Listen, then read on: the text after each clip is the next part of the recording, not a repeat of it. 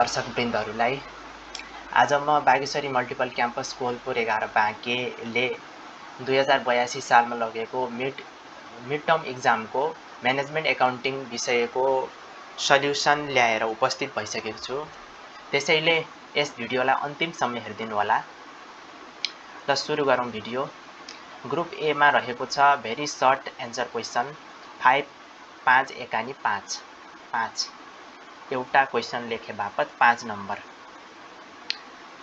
1 नम्बरमा रहेको छ what is management accounting. Management accounting भनेको संस्था सञ्चालनका लागि योजना, नियन्त्रण, निर्णय गर्न आवश्यक वित्तीय जानकारी प्रदान गर्ने लेखा प्रणाली हो।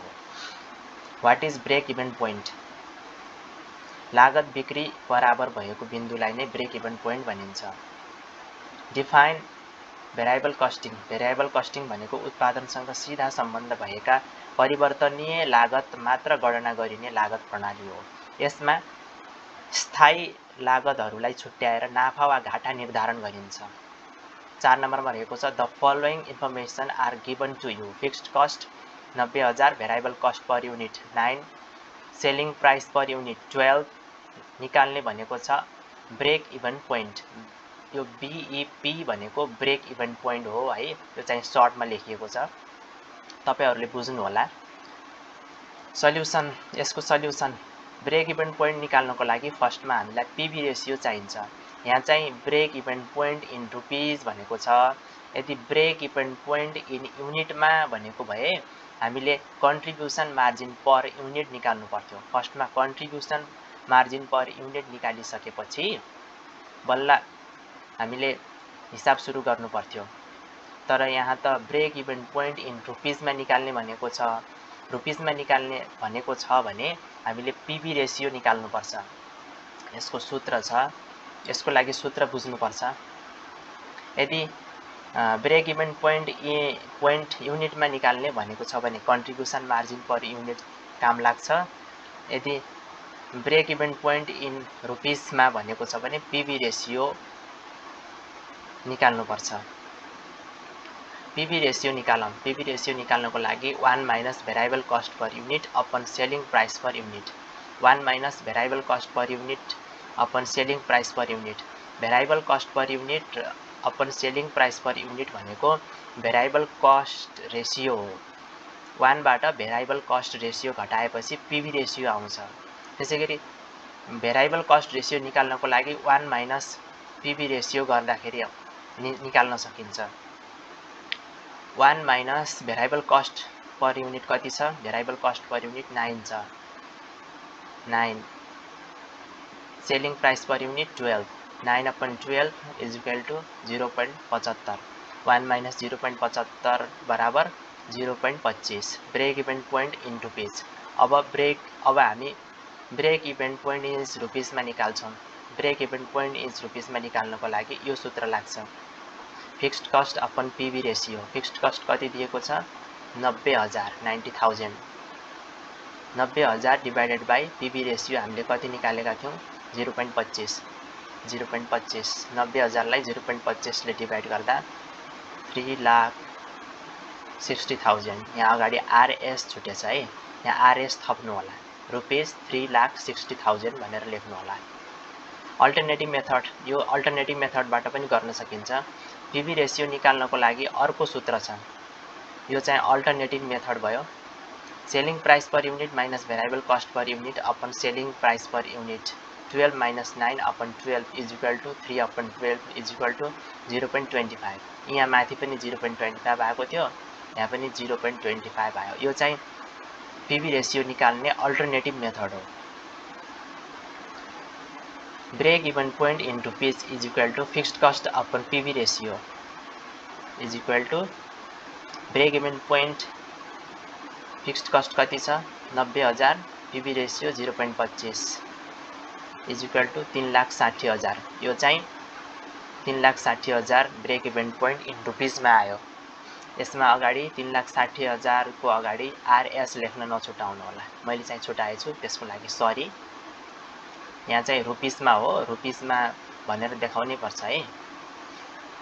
The profit volume ratio of a company is 60%, then find out variable cost ratio. Solution given PV ratio is equal to 60%, 0.60. Variable cost ratio is equal to what. यहाँ चाहिँ हामीले एउटा कुनै कम्पनीको प्रोफिट भोल्युम रेसियो 60% रहेछ, त्यसको variable cost ratio कति हो निकाल भनेको छ। यस्तो अवस्थामा हामीले PV रेसियो निकाल्नको लागि 1 माइनस भेरिएबल कस्ट रेसियो नाम गरेको सूत्र प्रयोग गर्नुपर्छ। 1 माइनस भेरिएबल कस्ट रेसियो, यो सूत्र 1 माइनस भेरिएबल कस्ट रेसियो नाम गरेको सूत्र प्रयोग गर्नुपर्छ। 1 minus PV ratio, PV ratio कति दिएको छ 60%, 60% लाई 100 ले डिभाइड गर्दा 0.60 आउँछ। 0.60 लेख्ने, यसलाई 100 ले डिभाइड गर्नुपर्छ, 0.60 भयो। 1 माइनस 0.60 इज इक्वल टू 0.40, 0.40 यानी कि 0.40 भन्नाले 40% हुँदो रहेछ। यदि कुनै कम्पनीको प्रोफिट भोल्युम रेसियो 60% भयो भने त्यसको भेरिएबल कस्ट रेसियो 0.40 यानी कि 40% हुने रहेछ। त्यसैगरी ग्रुप बी मा जाउँ, short answer question, answer any 2 questions. यहाँ चाहिँ दुईटा क्वेसनको मात्रै एन्सर दिनुपर्ने छ। मैले चाहिँ यहाँ न्युमेरिकल्स मात्रै न्युमेरिकल्सको मात्रै सल्युसन ल्याएको छु। मैले थ्योरीको सल्युसन गरेको छैन, त्यो चाहिँ तपाईहरुले आफै गर्नु होला। क्वेसन नम्बर 7 मा रहेको छ, the following of a company is given below. Year sales profit year 2066 2067, sales यति दिएको छ। सेल्स 10 लाख, 12 लाख, 2066 मा 10 लाख, 2066 मा प्रॉफिट 60,000, 2067 मा प्रॉफिट 80,000, त्यसैगरी सेल 12 लाख। रिक्वायर्ड पत्ता लगाउने भनेको छ ए नम्बरमा प्रॉफिट भोल्युम रेशियो, बी नम्बरमा फिक्स्ड कस्ट, सी नम्बरमा break even point. Required sale of ₹2 on profit of ₹25,000 after tax is 20%, profit when sell ₹8 lakh. यसले भन्न खोजेको यदि नाफा कति हुन्छ, यदि बिक्री 8 लाख भयो भने, बिक्री ₹8 लाख भयो भने नाफा कति हुन्छ भनेर पत्ता लगाऊ भनेको हो।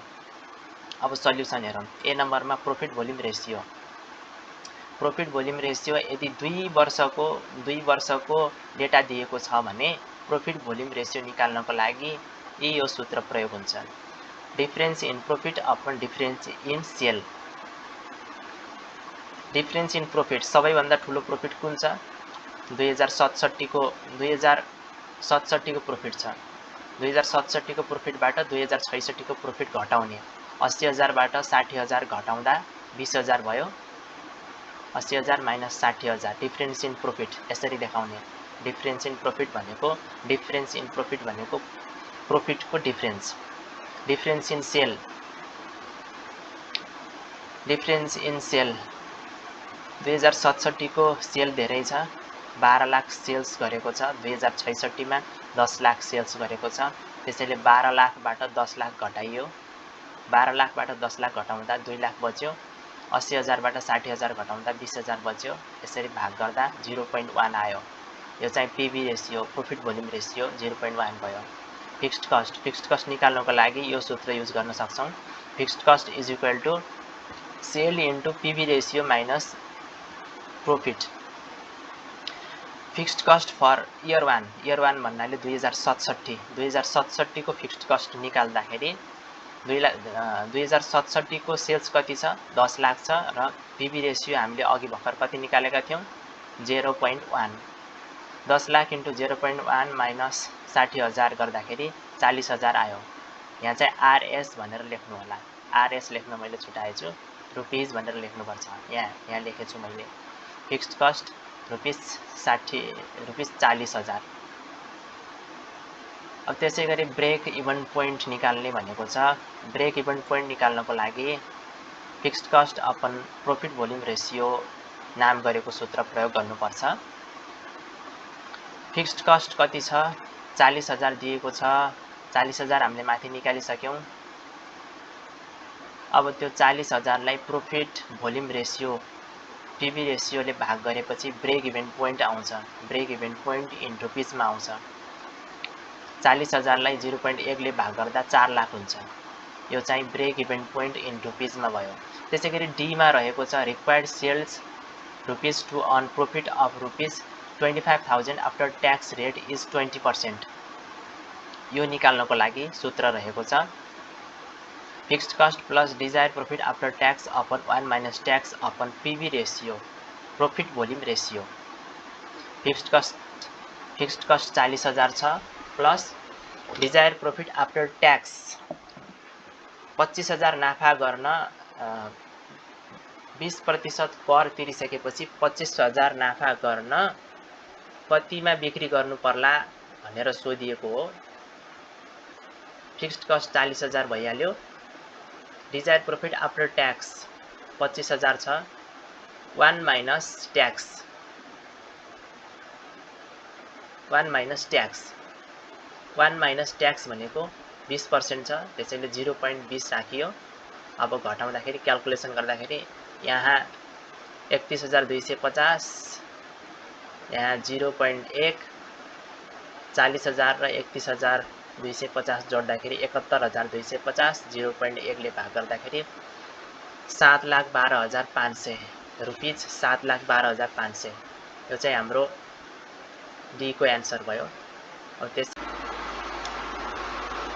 ई नम्बरमा रहेको छ profit when sales rupees 8 lakh. 8 लाखमा बेच्दाखेरि नाफा कति हुन्छ भनेर सोधेको छ। नाफा निकाल्नको लागि यो सूत्र युज गर्न सकिन्छ। Sale into PV ratio minus fixed cost. 8 lakh into PV ratio कति निकालेका थियौँ हामीले 0.1 माइनस 40,000 गर्दाखेरि 80,000 माइनस 40,000 बराबर 40,000 एन्सर भयो। अ कम्पनी अप्लाइङ त्यसैगरी 8 नम्बरमा रहेको छ a company applying activity based costing system provides you the following details about the cost and drives activities cost drivers overheads. Activities setup cost को cost driver number of production run maintenance cost को cost driver machine hours. Procurement cost दिएको छ procurement cost को cost driver number of order दिएको छ प्रत्येकको ओभरहेडहरू दिएको छ। Output and related activities are as follows product XY output in units 15,000 30,000 number of order 90 number of production run 20-40 machine hours 20,000 3,000। यसरी डेटा दिएको छ। अब हामीले सल्युसन गर्नुपर्ने छ। यहाँ के सोधिएको रहेछ भने overhead rate per unit using ABC सिस्टमबाट ओभरहेड रेट पर युनिट निकाल्ने भनेर सोधिएको छ। अब हामीले यसलाई सल्युसन गर्छौं। स्टेप 1 मा हामीले calculation cost driver rate निकाल्छौं।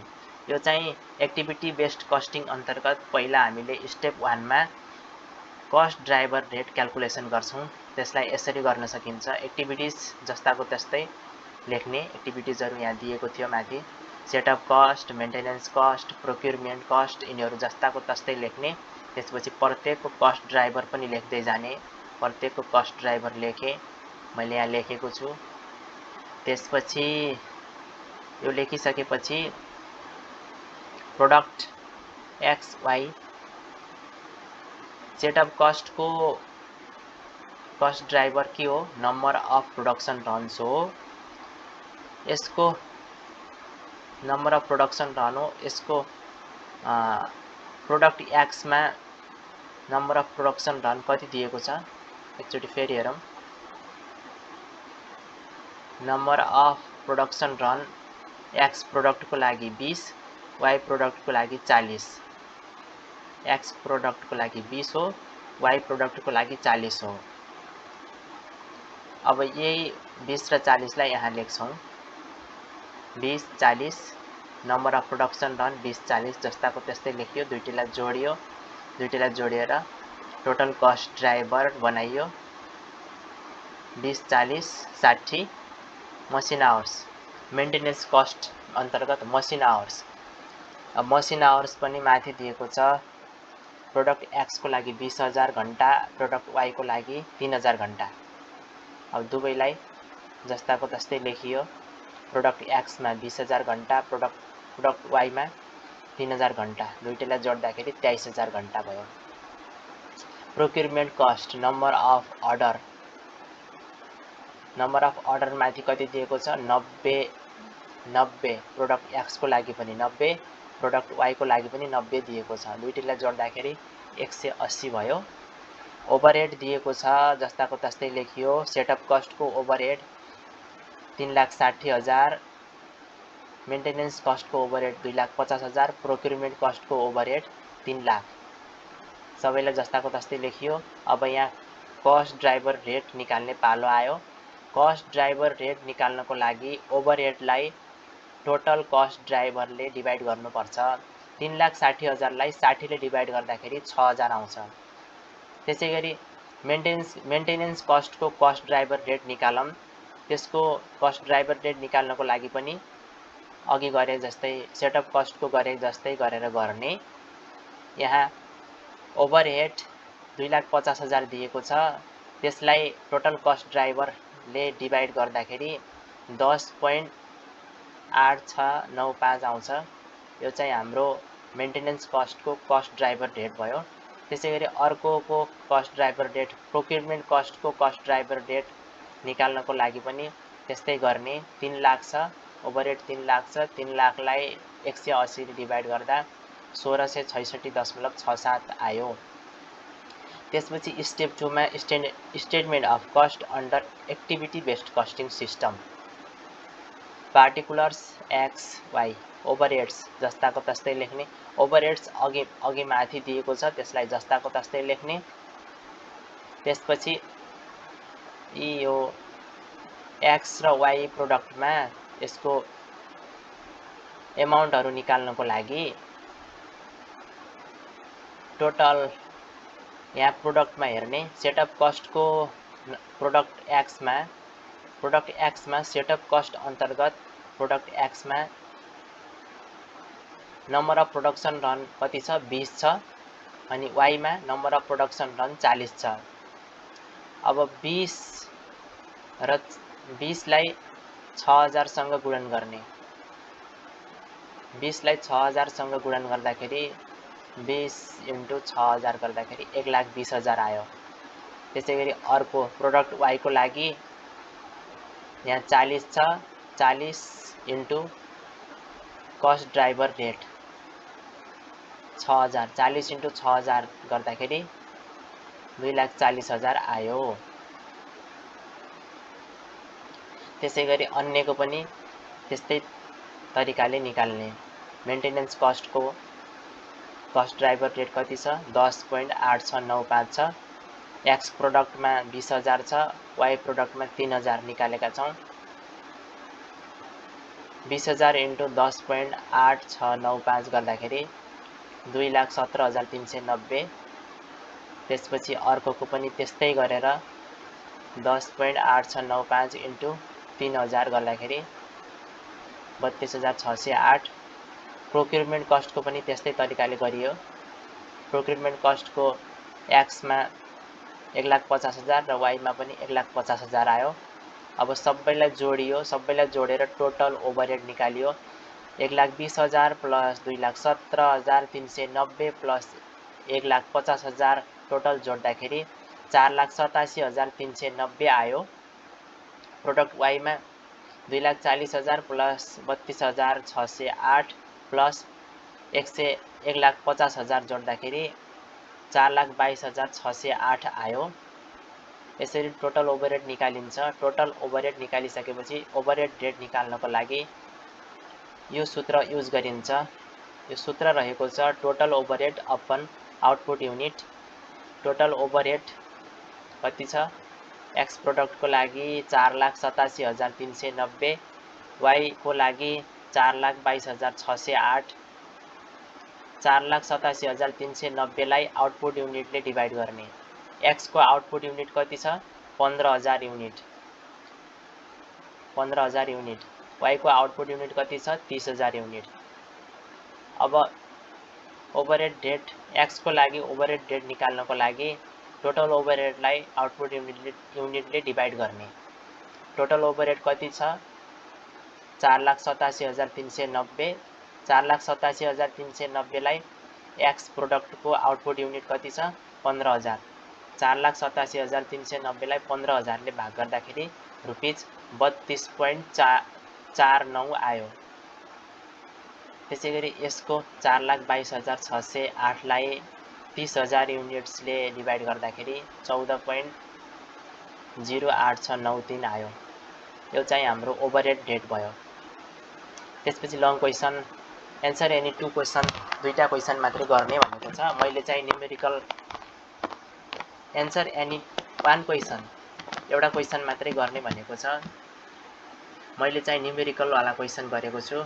Everest Nepal Limited has the following transaction during the year 2063। Selling price per unit 100, beginning stock यति दिएको छ, इन्डिङ इन्भेन्टरी यति दिएको छ, sales 40,000 units, normal capacity 40,000 units, variable cost per unit, र materials 5, direct labour 3 rupees 3, manufacturing यति दिएको छ, सेलिङ ओभरहेड यति दिएको छ। यसको आधारमा हामीले fixed cost per year manufacturing overhead यति, अफिस ओभरहेड यति, सेलिङ ओभरहेड यति डेटाहरू दिएको छ। अब हामीले निकाल्नुपर्ने छ variable costing, income statement under variable costing, income statement under absorption costing, reconciliation statement, तीनटा निकाल्नुपर्ने छ। ए नम्बरको निकालेपछि 5 मार्क्स पाइन्छ, बी नम्बरबाट पनि 5 मार्क्स पाइन्छ र सीबाट चाहिँ 3 मार्क्स पाइन्छ। यो चाहिँ लङ क्वेसनमा 13 मार्क्समा सोध्न सक्ने क्वेसन हो। यसको सल्युसन यस प्रकार रहेको छ। Income statement under variable costing, A नम्बरमा income statement under variable costing, particulars amount पहिला सुरुमा सेल्स निकाल्ने। अब यहाँ सेल्स निकाल्नको लागि selling price per unit into sales unit गर्ने। हाम्रो यहाँ सेलिङ प्राइस पर युनिट कति थियो? सेलिङ प्राइस पर युनिट 100 रुपियाँ थियो। Selling price per unit into sales unit कति छ? 40,000 युनिट्स छ। अब 100 इन्टु 40,000 गर्दाखेरि 40 लाख आयो। यो चाहिँ सेल्स भयो। त्यसपछि less variable cost of goods sold, variable cost of goods सोल्डमा जाने आइटमहरू र मटेरियल्स, लेबर्स, म्यानुफ्याक्चरिङ ओभरहेड जुन चाहिँ माथि दिएको छ। यसलाई मैले यसरी गरेको छु। र मटेरियल्सको पर युनिट कति दिएको छ? 5, लेबरको 3, म्यानुफ्याक्चरिङ ओभरहेडको 1, 5, 3, 1। र मटेरियल्सको एमाउन्ट निकाल्नको लागि कस्ट पर युनिट, यो चाहिँ 5 चाहिँ कस्ट पर युनिट भयो, cost per unit into production unit गर्नुपर्छ। त्यसैगरी लेबरको पनि त्यही हो, लेबरको पनि एमाउन्ट निकाल्नको लागि cost per unit into production unit गर्नुपर्छ। म्यानुफ्याक्चरिङ ओभरहेडको एमाउन्ट निकाल्नको लागि पनि cost per unit into production unit गर्नुपर्छ। र मटेरियल्स, लेबर र म्यानुफ्याक्चरिङ ओभरहेडको कस्ट पर युनिट कति दिएको छ? ₹5 र मटेरियल्सको, लेबरको कस्ट पर युनिट ₹3 दिएको छ, म्यानुफ्याक्चरिङ ओभरहेडको कस्ट पर युनिट 1 दिएको छ, सेलिङ ओभरहेडको कस्ट पर युनिट 1 दिएको छ। यो चाहिँ अहिले हामीलाई आवश्यक छैन। त्यसैगरी प्रोडक्सन युनिट कति दिएको छ? 50,000 दिएको छ। हामीले प्रोडक्सन युनिट निकाल्नुपर्छ। यहाँ चाहिँ ओपनिङ स्टक, क्लोजिङ स्टक दिएको छ, सेल्स दिएको छ। हामीले प्रोडक्सन युनिट निकाल्नुपर्छ। प्रोडक्सन युनिट निकाल्नको लागि हामीले एउटा सूत्र छ, त्यो सूत्र युज गर्न सक्छौँ। त्यो सूत्र हो closing stock is equal to closing stock बराबर opening stock plus production unit minus sale unit. यो सूत्र लगाएर हामीले जुन दिएको छैन त्यो निकाल्ने। यहाँ चाहिँ चारवटा हुन्छ, closing stock, opening stock, production unit र सेल युनिट। चारवटा हुन्छ, चारवटा मध्ये जुन दिएको छैन त्यो निकाल्ने। अब हामीलाई यो क्वेसनमा बिगिनिङ स्टक भनेको ओपनिङ स्टक हो, ओपनिङ स्टक दिएको छ, इन्डिङ इन्भेन्ट्री भनेको क्लोजिङ स्टक हो, सेल्स दिएको छ। यहाँ चाहिँ हामीलाई कुन दिएको छैन, यहाँ चाहिँ हामीलाई ओपनिङ प्रोडक्सन युनिट दिएको छैन, प्रोडक्सन युनिट निकाल्नु छ। अब प्रोडक्सन युनिटको भ्यालु निकाल्नको लागि यो सूत्र युज गर्ने। क्लोजिङ स्टकमा 15,000 राख्ने, यहाँ 15,000 राख्ने। त्यसपछि ओपनिङ स्टकमा 5,000 राख्ने, प्लस गर्ने। प्रोडक्सन युनिट निकाल्नु पर्ने छ, केही पनि नलेख्ने, प्रोडक्सन युनिट नै लेख्ने, माइनस सेल्स युनिट्समा 40,000 लेख्ने। यो सबै लेखिसकेपछि प्रोडक्सन युनिटको भ्यालु चाहिँ 50,000 आउँछ, जुन चाहिँ मैले क्याल्कुलेसन गरिसकेको छु। तपाईहरु पनि क्याल्कुलेसन गर्नु होला। प्रोडक्सन युनिटको भ्यालु चाहिँ 50,000 आउँछ।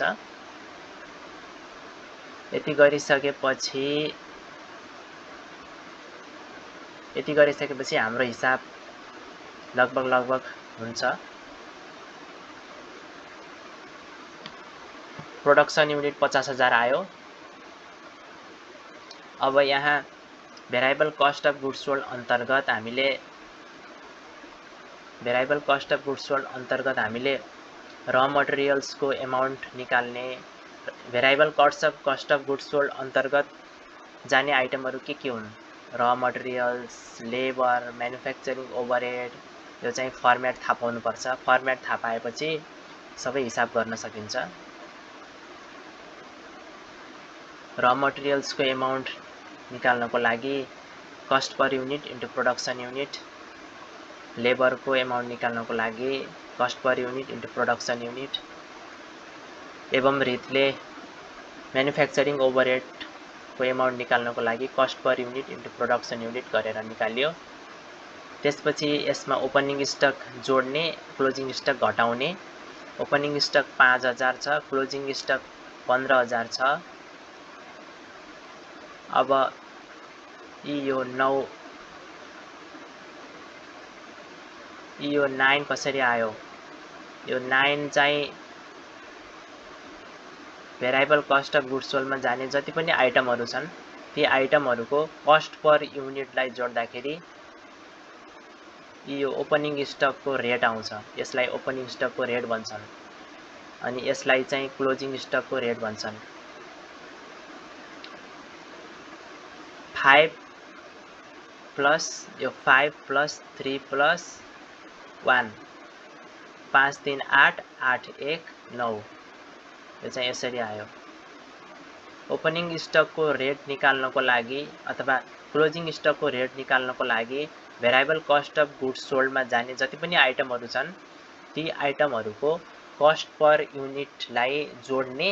कस्ट पर युनिटलाई जोडेपछि जति आउँछ त्यो नै ओपनिङ स्टक र क्लोजिङ स्टकको रेट हुन्छ। अब ओपनिङ स्टकको भ्यालु कति भयो?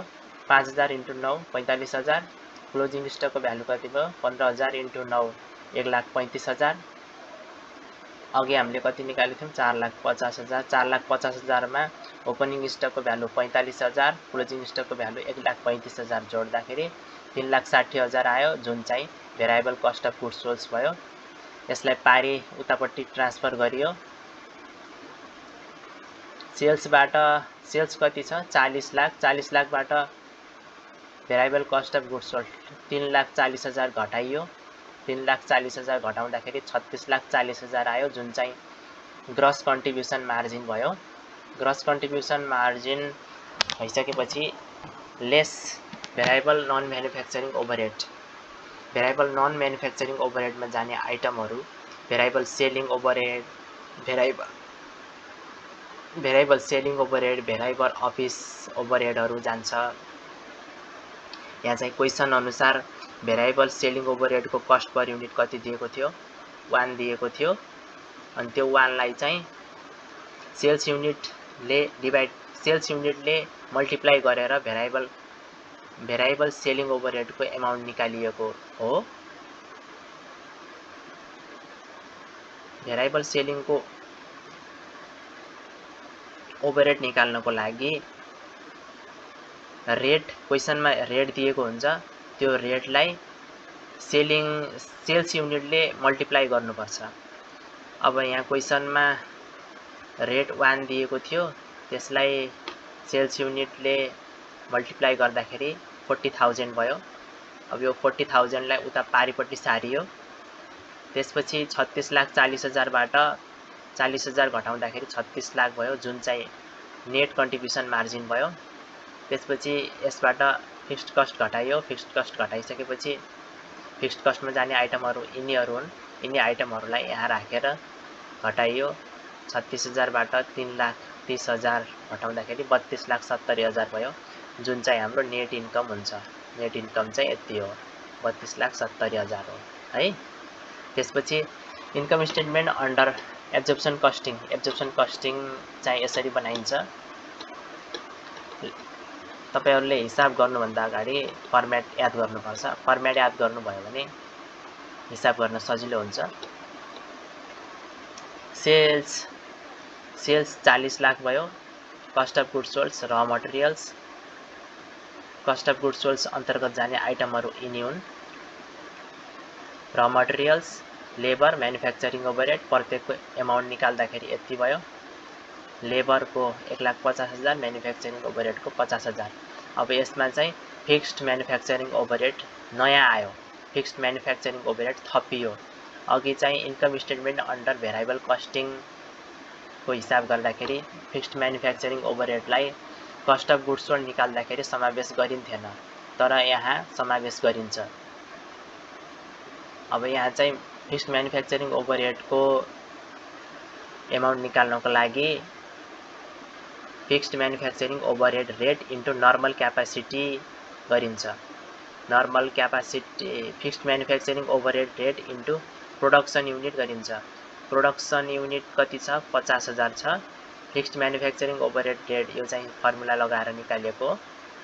फिक्स्ड म्यानुफ्याक्चरिङ ओभरहेड निकाल्नको लागि फिक्स्ड म्यानुफ्याक्चरिङलाई नर्मल क्यापासिटीले डिभाइड गर्ने। यहाँ नर्मल क्यापासिटी कति दिएको थियो? यहाँ चाहिँ नर्मल क्यापासिटी 40,000 दिएको छ। Fixed manufacturing overhead